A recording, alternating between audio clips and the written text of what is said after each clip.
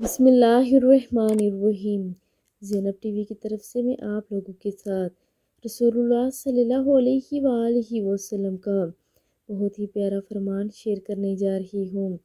حضرت ابو ہریرہ رضی اللہ تعالیٰ عنہ کہتے ہیں کہ میں نے رسول اللہ صلی اللہ علیہ وآلہ وسلم کو فرماتے ہوئے سنا، جو شخص مرنے کے بعد وراثت میں قرآن مجید چھوڑ گیا، کوئی مسجد بنا گیا، یا مسافروں کے لیے کوئی مسافر خانہ بنوا گیا، یا کوئی نہر جاری کر گیا، یا زندگی اور صحت و تندرستی کی حالت میں اپنے مال سے کوئی صدقہ نکال گیا، تو اس کا ثواب اس کے مرنے کے بعد بھی اس سے ملتا رہے گا۔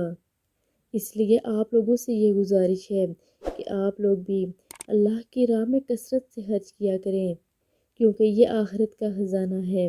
اللہ رب العزت ہمیں عمل کی توفیق عطا فرمائے، آمین ثم آمین۔